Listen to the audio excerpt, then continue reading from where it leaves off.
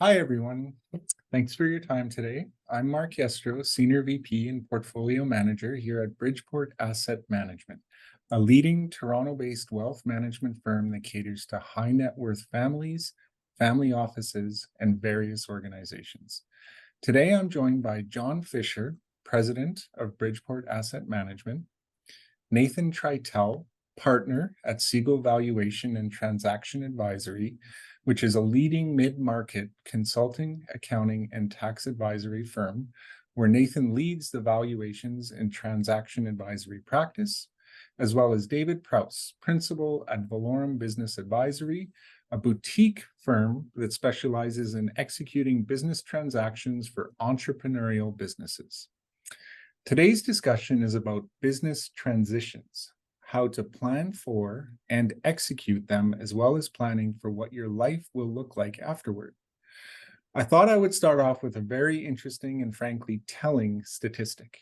The Canadian Federation of Independent Business recently completed a study that indicated that over $2 trillion worth of business assets are expected to change hands within the next decade, and that 3/4 of small business owners are planning to exit their business during that same period. Not surprisingly, retirement was a top reason for planning a transition, which was cited by 75% of those business owners. Notably, however, only 10% of business owners say that they have a formal business succession plan in place, which is why we are here today. There is a lot involved with planning a business succession plan, as well as planning for how your life is going to look after the transaction. Hopefully, this panel gives our viewers today an idea of some of the opportunities, challenges, and issues involved with planning a business transition. I'm going to start off by asking each of you to discuss briefly what you do and how your practice fits into the business succession process. David, let's start with you, please. Thanks, Mark. So I'm with Velorum Business Advisory, and my role is really to help business owners grow their business with an exit in mind. So my approach is really to help the owner transition their business on their own regards, but also to incorporate a value creation strategy to help them maximize the value of their business, and also to consider some of the qualitative emotional factors that go into exit planning. So it's really a holistic approach towards exit planning. I'm agnostic towards the exit route. So whether you're considering sale to a third party, sale to management, key employees, family, I'm happy to help you out. I'm a Canadian CPA. I'm a member of the Exit Planning Institute in the US, and I follow their methodology. And their methodology is really a three-legged approach. So the first leg is business readiness. Is your business ready to sell? Is it attractive? What do you need to do to improve it? The second leg is personal readiness. So are you emotionally and mentally ready to sell? And the last piece of the puzzle is financial readiness. So really just seeing where they are in terms of their financial retirement plan, the estate plan, tax planning, insurance. And that's a very collaborative approach. So I work with other professionals, like the people on this call. That sounds great. Thanks, David. I appreciate that. Nathan, could you please tell us a bit about your practice? Sure. Thank you, Mark, and thank you everyone for tuning in. I head up the evaluation and transaction advisory at Segal GCSE. Segal GCSE is a mid-market accounting firm here in Toronto, possibly largest independent, around 300 people. My practice focuses on three main service areas. The first one is business valuations. We provide valuations for a whole slew of purposes. A lot of it's tax driven, but also litigation support, shareholder planning, and some strategic planning. We then have the transactional side of the practice, which has two main pillars. One is financing advisory, and the other is M&A advisory. On the financing advisory, we help companies raise capital, be it debt or equity, and it could be offensive focused or defensive focused. It might be for growth purposes. It might be to gain some stability or take some chips off the table. And on the M&A advisory side, we help people buy and sell businesses. We play in the lower mid-market. I would say that the typical transactions that we deal with are in the $5 to $50 million range. We could be doing stuff that's smaller. We could be doing stuff that's larger. Really, it depends, on in part if we think we can add value to those lower mid-market transactions. We're more than happy to take on things that are lower value than the value range that I stated. We are industry agnostic. We tend to deal with everything and anything that comes across our plate. We tend not to focus directly on the pure extraction or pure real estate industries, but aside from that, we play in all the classic areas: manufacturing, distribution, professional services, retail. We've done work in all those areas. That sounds great. Thank you very much. John, over to you now. Please tell us how Bridgeport typically gets involved in business succession as a wealth management firm. Sure.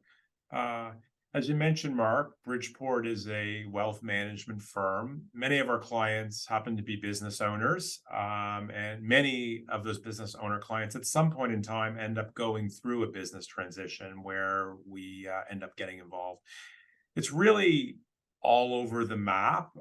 There are many instances, and hopefully this is the case, where our client will sort of notify us, and through a long-term planning process with our client, they will certainly let us know that they're kind of considering some type of business transition, some type of transaction.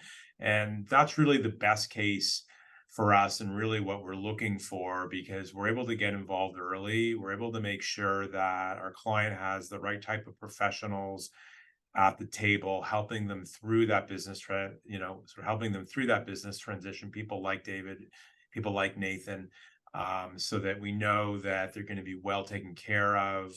We can sort of stand side by side with them through that process. Before starting at Bridgeport in 2007, I worked for 15 years in the private equity, corporate finance, business valuation world myself. So sometimes we're actually very involved with the process. As I said, working with other professionals. We don't do it ourselves. It's not what we do here, but we have a lot of knowledge. So we're really sort of working side by side with the entrepreneur. Other times, our role is more typical of what you might see from other wealth management firms, in that we're primarily helping the client to sort of transition from living off of a business to living off of their investment portfolio. That involves being really thoughtful about assembling an appropriate portfolio for the client once they've had that sort of liquidity event. Thanks, John. David, let's talk about how you typically get involved with a business transition situation, in terms of how do you assist entrepreneurs in getting prepared for a transaction, and what are some of the red flags you often see that need to be addressed early on? Yeah, great question. So my preference is always to get involved with the business owner 3 to 5 years ahead of time. That's not always the case, but I always preach to people that if you're within that time frame, you're a business owner, you should start thinking about it, because there's a lot of wheels that have to be kind of turned to get to where you want to go in terms of exit planning. The nature of how I help business owners is really going to depend on what their time frame is. So not everybody's going to have that long of a time frame. So some people might have a short time frame, and I'm going to define that here as less than 2 years. I view that kind of exercise as really a de-risking exercise, which is really, get your books clean, get rid of some of your personal expenses, start to move them out, so you can show someone the true economics of your business, and really the last piece of the puzzle is just getting through due diligence. So maybe helping them document some of the processes, helping identify weak areas of due diligence so they can get through it. If somebody has a medium time frame, which is probably most people, so this is going to be like 2 to 3 years, that's a lot better, because now we can do what we just did in what I just described, but we can also do some tax planning. It's a great time for financial planning to be done with whoever their financial planner is. And also we have some time to actually incorporate what I would call a limited growth plan. So probably some low-hanging fruit, but there's some improvements that can be made to the business. And if you make some business strategic changes to the business, and you have 2 to 3 years of results that you can show to a prospective buyer, that's something that actually carries a lot of weight, as opposed to making changes like 3 months ago, and you're not really going to get credit for it from a prospective buyer.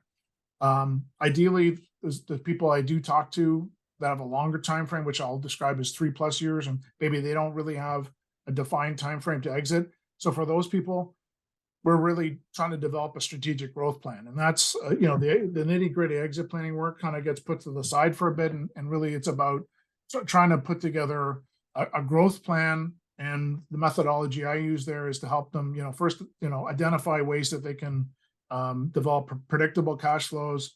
The second phase of that is to develop predictable growth, just in how they're running their business. And then the last thing is really to put together a way of developing a predictable equity value, which is really what private equity does. They're like a machine about it. So we're taking some of those well-known concepts, we're applying it towards the small and medium sized enterprise, and helping them to improve their business and come up with a business that's actually easier to run, makes them more money, and at the end of the day is more valuable. So about 70% of what I do is going to be about business readiness. You asked about red flags.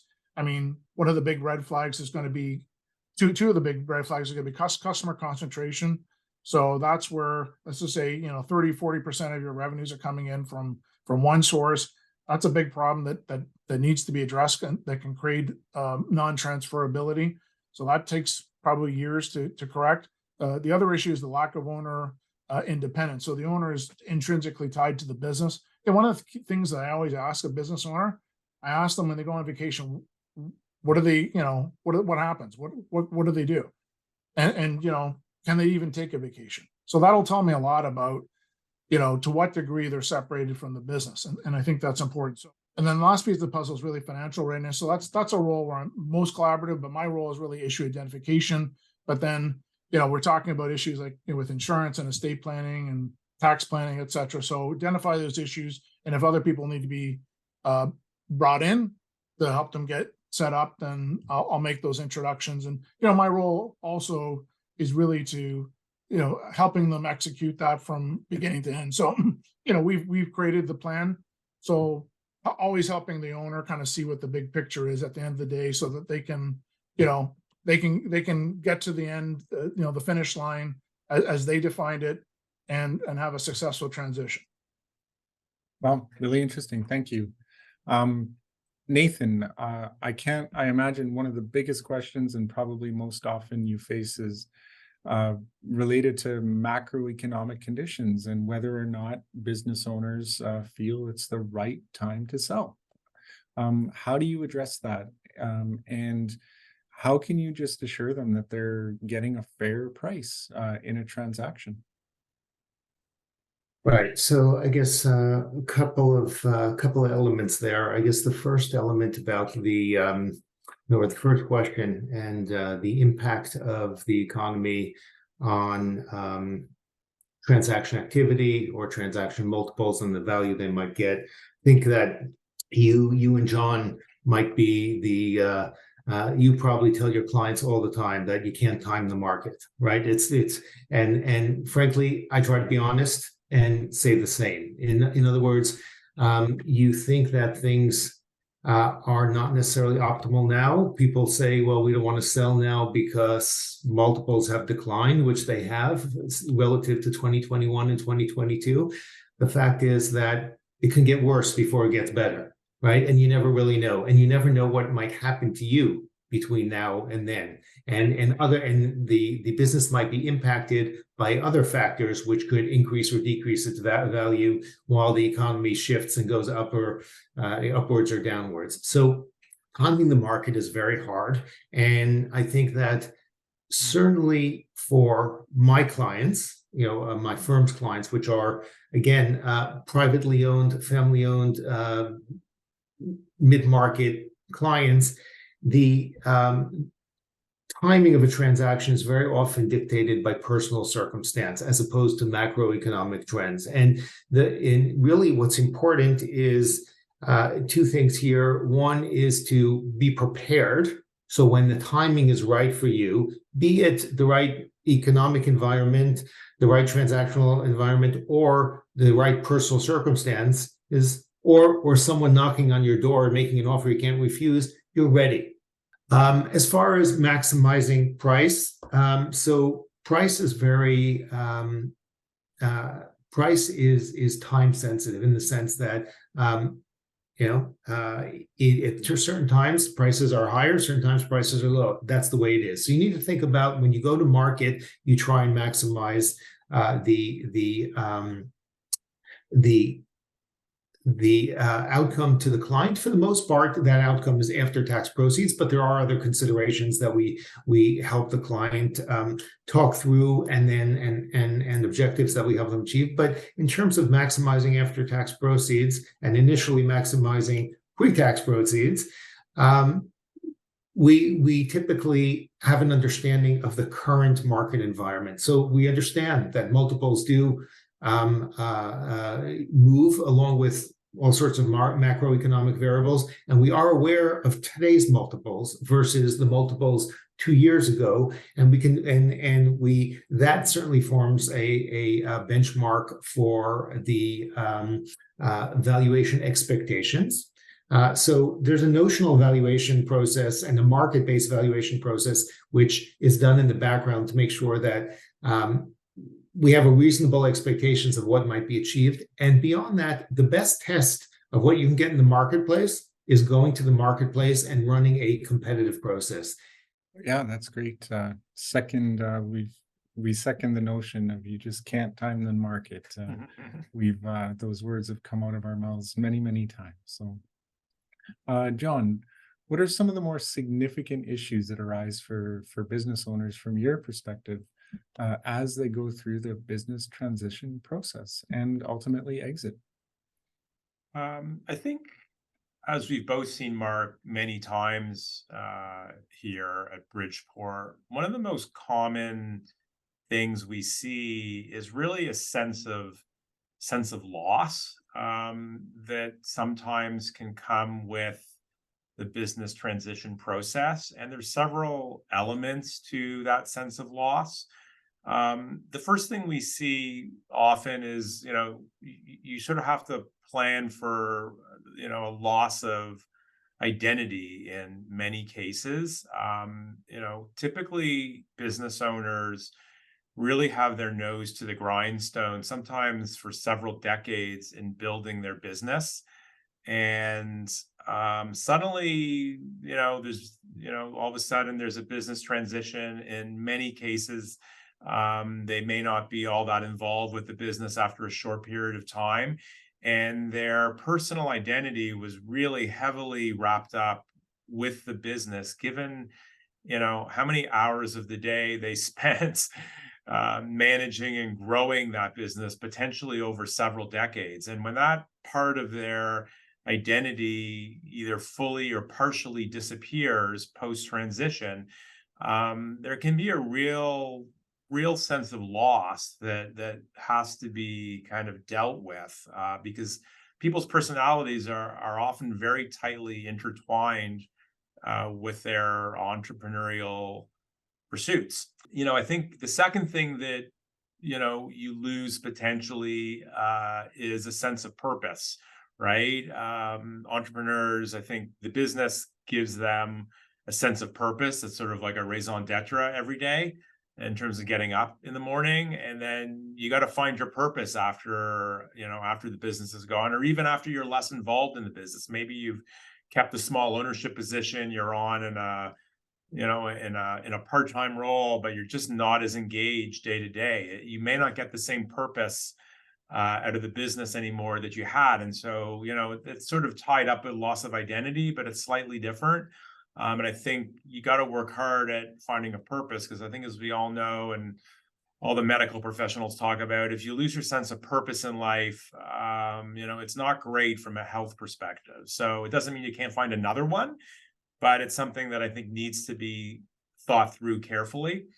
Finally, losing your sort of day job, losing your business, it also involves sort of a loss of structure, I think, in just your day-to-day activities. You may no longer have to get up and go to work every day. And for a lot of people, whether they're entrepreneurs or not, or like business owners or not, there's a structure to getting up every morning, going into work, doing your job, whatever that may be, and going home and turning around. And it fills up the bulk of your week, besides sleeping and family time and maybe a bit of recreation time. And all of a sudden that structure is gone. You wake up in the morning and it's sort of like, what do I do? And some people can play golf all day long, or play pickleball, or play tennis, or kind of, sort of whatever it is. But you've got to find ways, I think, to create structure. And I think a lot of people don't do a lot of planning around that before they retire. And I think, the idea of maybe easing into that and trying to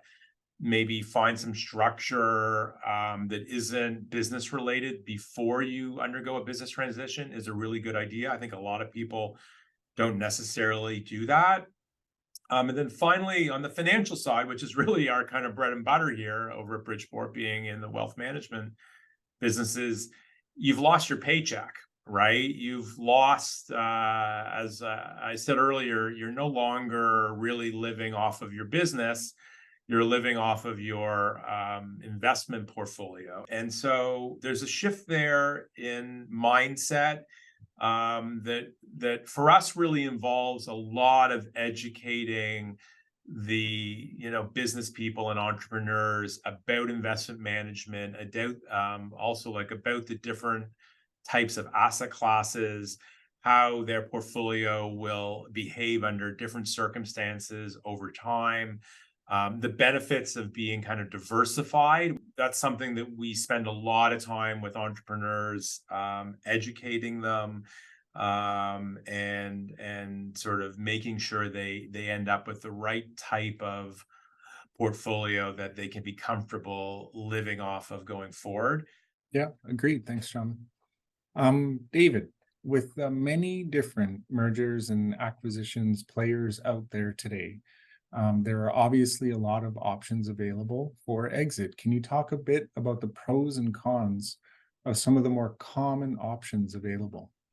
Great question. So, I mean, the option categories basically kind of fall into, two different buckets. You got the internal transfers and you got external transfers. So one of the biggest advantages of internal transfer is that you are going to sell to somebody that you know very well.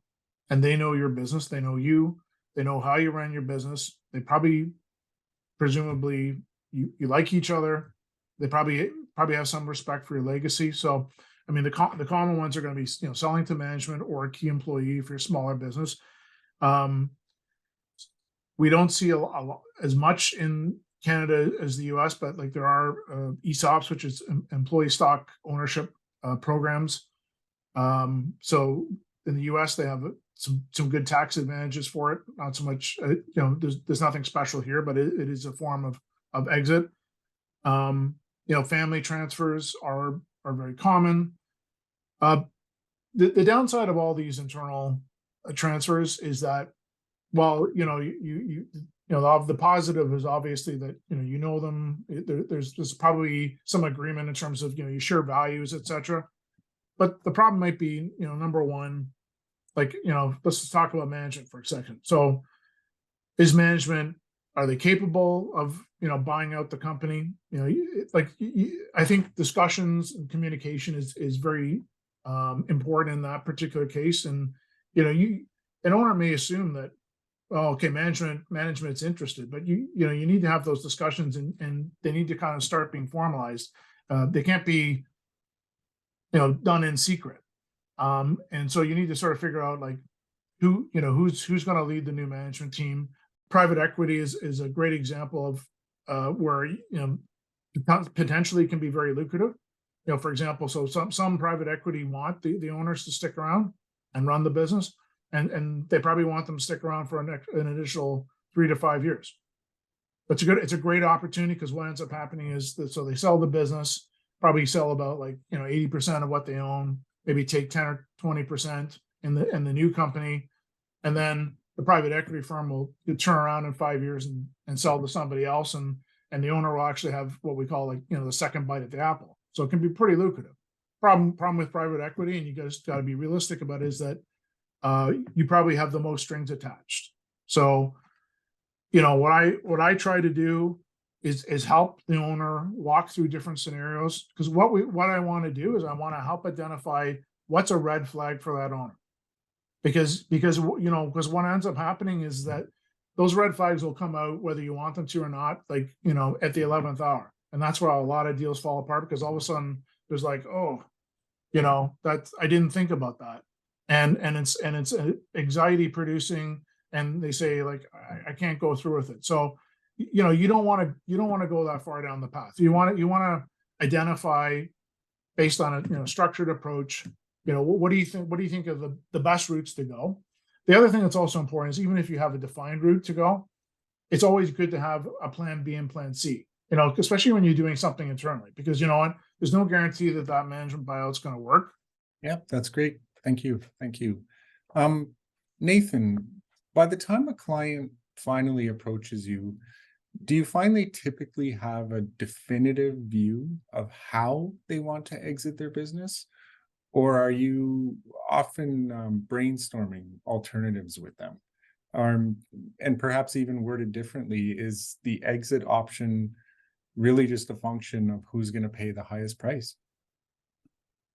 Yeah. So I think oftentimes clients do come to us and they have the proposed option. Oftentimes it's an outright divestiture. They just want to sell it to whomever it could be sold to. So that encompasses the whole available market, whether those are various financial buyers or strategic buyers or individuals. They come sort of talking about divestitures because that's the generic name for any type of transactions where they're sort of getting rid of their equity interest. I think that they don't always necessarily know. They're not always familiar with others. Sometimes they come and they will be talking about a management buyout because management has initiated the conversations with them. But rarely are they do they come having considered the pros and cons of all the various types of transactions that they could have, and have come to the conclusion that one is better than the other for them. And I guess, from our perspective, that's really where we start our relationship with our clients or prospective clients. We try and sit back and say, okay, you're here, you're talking about selling your business. Help us understand what is motivating you, what your objectives are. Why do you want to sell? Why do you want to get rid of certain interests? Is this motivated by your personal financial situation? Do you want to de-risk? Do you want to take some money off the table? Is it perhaps a question of health or other family dynamics? Do you want to kick back and live in Florida 6 months a year? Is it, it could be any one of those personal circumstances, or it could be corporate driven. You could be tired. You'd be in an industry that's gotten exponentially more competitive over the last number of years, and it's just becoming a slog. It's harder and harder. Perhaps you've reached that $27 million in sales mark, and you've been there for the last 5 years. You really have not been able to grow the business more than that, and you're thinking, it's not going to happen. So, we want the clients to have an outcome which they will be happy with. So we try and understand what their objectives are, and perhaps they know what their objectives are, but they're not articulating it well. We sort of get them to articulate it, and we talk through it with them and play a little bit of the psychologist, which is a role, everybody here has spoken about. John, David, you've all mentioned the kind of the roles and that element of the work you do with your clients. We sort of do the same thing. And we try and understand not just what the motivations are, but what do you want to get out of it? What would make for a good outcome? Obviously, everything else being equal, highest proceeds is the winner. Yeah. But beyond that, there's issues of what are you going to do with your spare time? Do you want to be involved? Are you willing to be involved with someone else? Can you play nicely in the sandbox with some other people, with the partners in the business?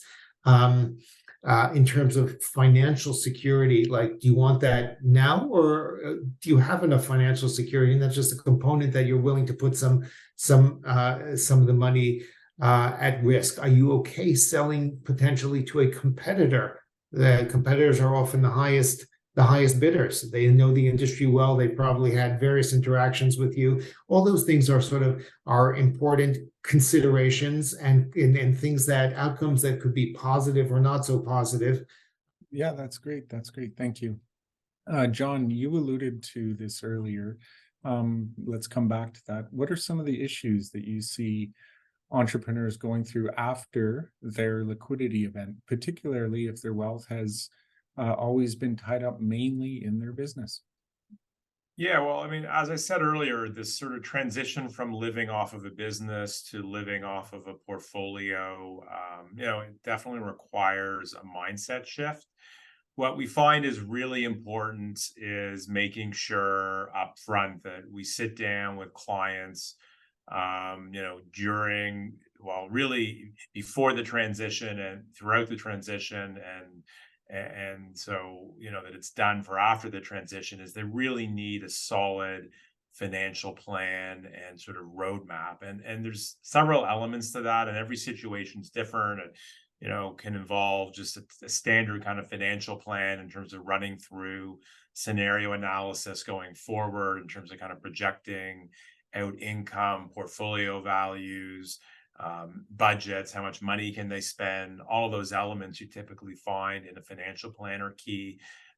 It often involves making sure that the estate plan is also in place, because the entrepreneur is now entering into a new phase of their life.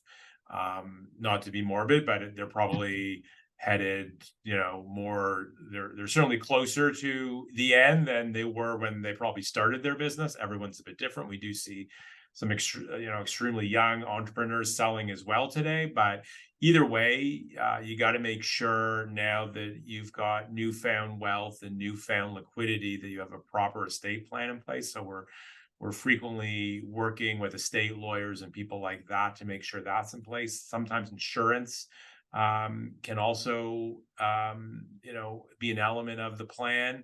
Often there was insurance in place and it may not be needed anymore either. That's kind of like another end of it. When they had a business, they may have had certain policies in place that take care of certain risks that need to be reassessed in light of what's occurred in terms of the business transition. So putting that plan in place is key.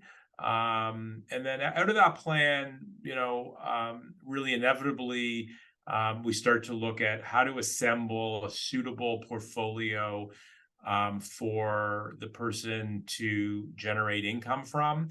That's going to be a key issue. And around that, it's all the things that people in our business talk about, is trying to assess the overall investment objectives. What is this money going to be used for long term? Some people, it might have been a more modest sort of liquidity event, and they're likely to use a lot of the capital themselves between now and time of death. Others, there's so much money involved, it's not likely that they're ever going to use all of this money, and so they need to start to think about what are the other uses going to be. Is it passing it on to the second generation, or even third generation, or even fourth generation? Is that they want to leave a legacy from a charitable perspective? Is there other things that they want to get involved with? And so, that's a key kind of consideration in how the money is going to be managed going forward. Risk tolerance, obviously very important. And we do a lot of discussing around that. A lot of people may say they have a particular type of risk tolerance. When you start to poke around and ask them specific questions, well, how would you feel if the stock market went down 20% and you lost X% of your portfolio, and your portfolio is 10 million and it's now 9 million or 8 million or even 7 million? All of a sudden you can see something, there's a light bulb going on. That's different than saying, oh, I have a high risk tolerance. All of a sudden I'm like, well, okay, I've lost that money on paper because maybe the stock market's bad. And I'm reading all the news in the newspaper and it's saying it's going to get worse. And you can kind of see like, this person may want to sell at the wrong time. They don't really have a high risk tolerance. So doing a lot of asking questions and listening to answers carefully and trying to do a lot of scenario analysis for people and really pushing them to like imagine themselves in various investment scenarios is really helpful in trying to figure out what is the right type of asset mix and sort of getting at what is this person's or this family's investment personality. And then once we do that, we're able to come up with a portfolio recommendation for a client that usually involves if you think of your sort of kind of typical asset mix pie chart that you often see on a statement, there's all different components that can be part of that mix. But what you want to end up with is a portfolio that's going to meet the client's investment objectives. It's going to be appropriate in light of their risk tolerance and the ultimate way they expect to use those funds. Yeah, that's great. Thank you. Thank you. Next question, I'm gonna put it out to all of you to answer in turn, perhaps. Have you ever dealt with a client who regretted exiting their business, and why? And if yes, why? Why did they regret it? Nathan, I'll divert to you first, please. Sure.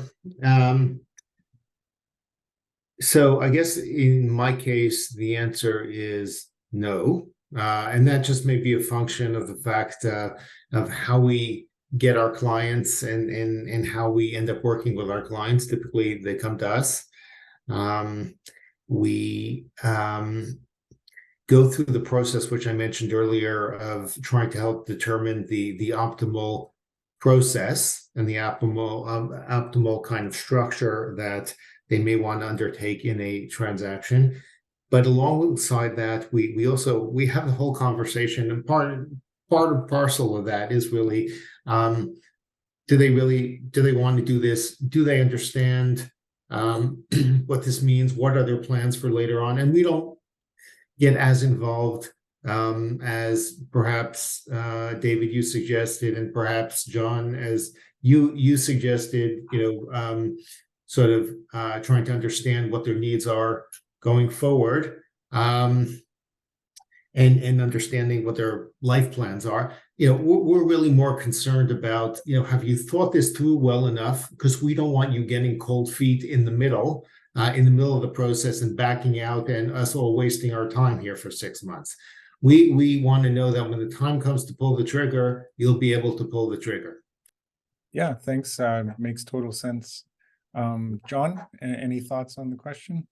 Yeah, I think we've seen a couple clients over the years that maybe weren't as well prepared for the post-transition, like loss of identity, loss of purpose, loss of structure, as I alluded to earlier. And some of those, I think David kind of mentioned scenarios like this where they really just feel like they need to get back in the game and they start other businesses and they just have that, that entrepreneurial spirit in their blood, and maybe nothing that they can think of is really going to replace that sense of purpose. And so they go and they restart businesses. In one case, I can think of a situation where we came in after one of our clients sold part of their business to a private equity firm. And I guess we weren't really involved because they became a client after, but what we sort of saw was they were really not mentally prepared to have a private equity partner in their business. They were used to running their own show. despite maybe what they were told by the private equity firm and by the advisors during the process, and I'm not sure because I wasn't there. They really didn't enjoy reporting to a partner once the private equity firm came on. And surprisingly, like that deal got unwound and was costly to the entrepreneur. Within, 12, 24 months, I think the entrepreneur just decided, I don't really want a private equity partner. I didn't really need it. And I want to unwind this whole transaction. And they effectively did that at a cost. And I just think again, the planning, I think, must not have been done appropriately, because I don't think the business owner really understood what it meant to have a private equity partner on board. Yeah, totally makes sense. David, any thoughts on the question? I'll just quickly add, I mean, the primary reason I got into specializing in exit planning, just, I've been a consultant and CPA for a long time, lots of anecdotal stories about either, clients I've run into in previous work, or, just people that I knew from my network, and just, running into these stories of people who have had regrets. And I think in almost all situations, my experience was that, there was probably some failure in the planning process, and a lot of times it wasn't always about money. I'd say more times than not, it was emotional factors about just, qualitative factors, like John just mentioned, like, not wanting to be an employee anymore, or just, not thinking about, like, every exit option has pros and cons to it, and there's consequences to it that affect other stakeholders, like including, your employees, if you're a big enough business, maybe the town that you're in, like your plant closes and moves, and all of a sudden a lot of people are out of work. So those things can weigh heavily. So it's the reason why I got in there. Everyone so far has, been happy, and it's because we take a holistic approach.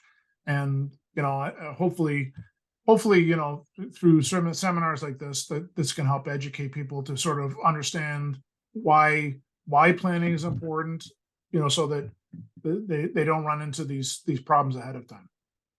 That's great. And I think clearly business transitions is just an area with a lot of territory to cover. And I think we've hopefully done our best today to hit on some of the highlights. Overall, I think it's fair to say that no matter the scope, no matter the scale of a business, succession planning just needs to start early. And it's important for entrepreneurs to get the proper advice before, during, and after the process to make sure that they get the successful outcome that they're looking for. So that said, I'd like to thank you all for your input today. I'd like to thank our audience for watching. For any follow-up questions, our panel's email addresses are posted here on the screen. So please feel free to reach out to any or all of us with any questions, and we're happy to help. So thank you again, and we're going to sign off. Thanks, everyone. Thank you. Thanks, Mark. Thank you, Mark.